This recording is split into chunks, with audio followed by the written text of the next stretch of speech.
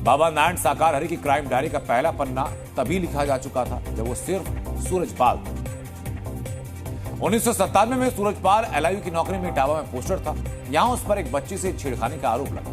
इस मामले में सूरजपाल को नौकरी से सस्पेंड किया गया, बल्कि कई महीने उसे एटा की जेल में रहना पड़ा। जेल से छूटकर सूरजपाल अदालत गया, तब जाकर नौकरी बहाल हुई। बाद में उसने खुद वीआरएस लिया और गांव जाकर बाबा बनने, सत्संग करने और चमत्कार दिखाने के बाद सूरजपाल पर दूसरा केस दर्ज हुआ। दूसरा केस साल 2000 में आगरा के शाहगंज में दर्ज हुआ।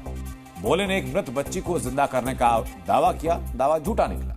अंधविश्वास और पाखंड के आरोप पे बाबा को दूसरी बार जेल जाना पड़ा, लेकिन बाद में उसके समेत सभी 7 आरोपी छूट गए थे। साकार हरि पर 2 मुकदमे कासगंज और कानपुर में जमीन पर अवैध कब्जों के। इन्हीं जमीनों पर कई बीघा एरिया में उसने आश्रम को निर्माण करवाया हुआ था और इसी को लेकर मुकदमा हुआ।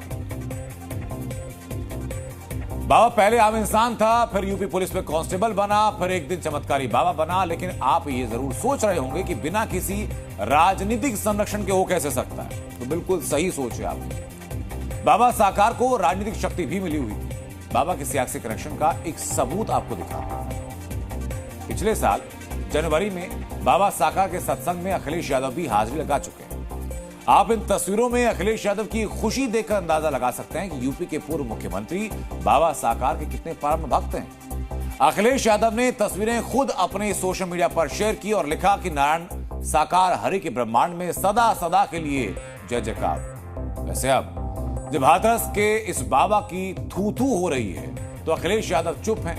वो ना तो बाबा साकार की जय जयकार कर पा रहे हैं और ना ही बाबा को 121 लोगों की हत्या का जिम्मेदार बता पा रहे हैं। वो इसके लिए जिम्मेदार ठहराते हैं बीजेपी। लेकिन आज सीएम योगी ने भी अखिलेश यादव को आईना दिखा दिया।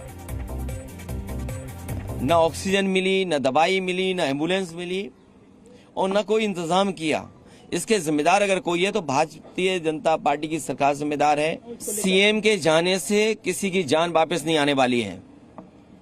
ये अगर उनके अंदर दुख था, सरकार के अंदर दुख था, तो पर्याप्त इंतजाम करने चाहिए थे प्रशासन के। मैं कहता हूं किस बाबा की गिरफ्तारी कराएं, बताओ तुम।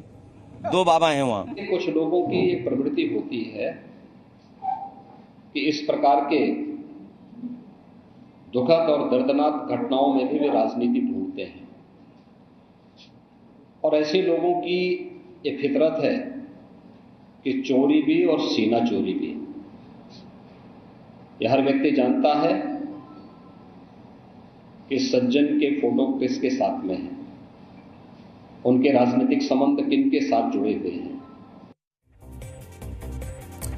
बाबा का आपराधिक इतिहास और चमत्कार की कुंडली सब आपके सामने है। तथ्य आपके सामने है। सवाल अब आपको पूछना है कि क्या ऐसे बाबाओं के चंगुल में आना चाहिए, और सवाल ये भी क्या वाकई प्रशासन का कोई संरक्षण इस बाबा को है। बाबा अभी तक फरार। जी न्यूज़।